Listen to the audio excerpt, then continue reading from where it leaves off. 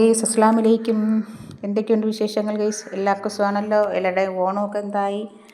ഓണവും നബിദിനവും ഒക്കെ ഒരുമിച്ചാണ്, ഒരു ദിവസമാണ്. അപ്പോൾ എൻ്റെ പുതിയ വീഡിയോയിലേക്ക് എല്ലാ കൂട്ടുകാർക്കും സ്വാഗതം. അപ്പോൾ കൂൺ കൃഷിയുടെ ഒരു വിളവെടുത്തതിൻ്റെ ഒരു വീഡിയോ ഞാൻ ഷോർട്ടായിട്ട് ഇട്ടിട്ടുണ്ടായിരുന്നു. എല്ലാവരും കണ്ടു കാണുമെന്ന് വിശ്വസിക്കുന്നു. അപ്പോൾ നമുക്കിനി നമുക്ക് കൂണൊന്ന് നല്ലതുപോലെ കഴുകിയെടുത്ത് നമുക്കൊന്ന് റോസ്റ്റ് ചെയ്തെടുക്കാമെന്ന് റോസ്റ്റാണെന്ന് ഇന്നത്തെ വീഡിയോയിൽ ഞാൻ കാണിക്കുന്നത്. അപ്പോൾ അതെല്ലാം കൂണെല്ലാം നല്ലോണം ഞാൻ കഴുകിയെടുത്തുള്ള പൊടിയൊക്കെ ഉണ്ടെങ്കിൽ ഞാൻ പോട്ടയെന്ന് വെച്ച് നല്ലോണം കഴുകിയിട്ടുണ്ട്.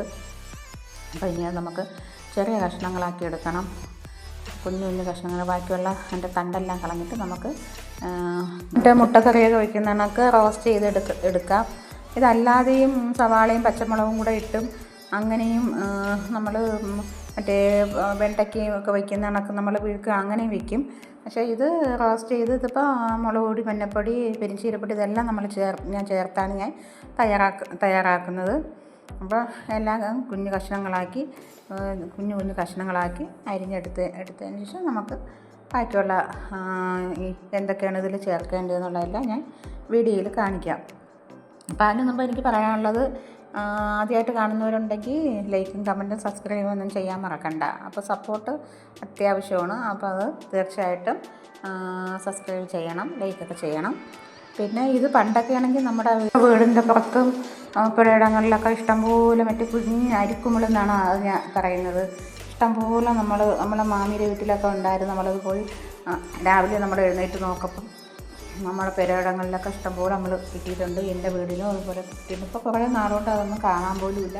പക്ഷെ അതൊക്കെ ഭയങ്കര ടേസ്റ്റാണ്. പച്ചമുളകൊക്കെ ഇട്ട് വെച്ചാൽ നല്ല ടേസ്റ്റാണ്. അപ്പോൾ ഇത് എങ്ങനെയാണെന്ന് ഞാൻ നോക്കട്ടെ. ഇത് ഞാൻ കടയിൽ ഒക്കെ ഷോപ്പിലൊക്കെ ഇരിക്കുന്നത് കണ്ടിട്ടുണ്ട്. പക്ഷേ ഞാൻ ഇതുവരെ അത് മേടിച്ച് ഉപയോഗിച്ചിട്ടില്ല. അപ്പോൾ ഇന്നെന്തായാലും അതൊന്ന് തയ്യാറാക്കാം. അപ്പോൾ അതിനുവേണ്ടി ഞാൻ പാൻ വെച്ച് കൊടുത്ത് അതിൽ ഇത് നമ്മുടെ കൂൺ ഇട്ട് കൊടുത്തിട്ടുണ്ട്. ഇനി പെരിഞ്ചീരപ്പൊടി, മഞ്ഞൾപ്പൊടി ഇട്ട് കൊടുത്തിട്ടുണ്ട്. അത് ഇനി ഇത് കുരുമുളകിൻ്റെ പൊടി ഇട്ട് കൊടുത്ത് ഇനി മുളക് പൊടി, പിന്നെ ഞാൻ പച്ചമുളക് സവാളയും കൂടെ ഇതിൽ ആഡ് ചെയ്തിട്ടുണ്ടായിരുന്നു.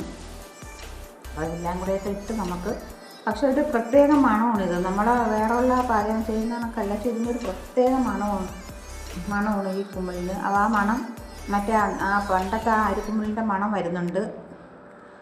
അപ്പോൾ ഇനിയുണ്ട് 4 ദിവസത്തെ ക്ലാസ്.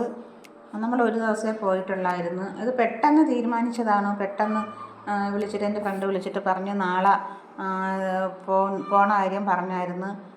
അപ്പോൾ പിറ്റേന്ന് രാവിലെ വിളിച്ചിട്ട് പെട്ടെന്ന് നമുക്ക് പോകാമല്ലോ. അങ്ങനെ പെട്ടെന്ന് നമ്മൾ തീരുമാനം എടുക്കാതെ പെട്ടെന്ന് പോയി നമ്മൾ ക്ലാസ് കേട്ടതാണ്. ഒരു ദിവസത്തെ ക്ലാസ് കേട്ടുള്ളൂ. നമ്മൾ 9:30 പോയിട്ട് 5 മണി വരെ ക്ലാസ് ഉണ്ടായിരുന്നു. അപ്പോൾ ഇനി 4 ദിവസത്തെ ക്ലാസ്സും കൂടെ ഉണ്ടെന്ന് പറഞ്ഞ് അതിന് ശേഷം അവർ ഇതുവരെ വിളിച്ചിട്ടില്ല. അപ്പോൾ അതിനി 4 ദിവസം കൂടെ പോയാൽ മാത്രമേ നമുക്ക് ഇതിൻ്റെ സർട്ടിഫിക്കറ്റ് കിട്ടത്തുള്ളൂ. അതുകൂടെ പോയി പഠിച്ചിട്ട് നമുക്ക് സ്വന്തമായിട്ട് നമുക്ക് വിത്ത് വാങ്ങിച്ചിട്ട് നമുക്ക് വീട്ടിൽ ചെയ്യാവുന്നതാണ്. അപ്പോൾ ഇന്നത്തെ വീഡിയോ ഇത്രയേ ഉള്ളൂ. അസ്സലാമു അലൈക്കും.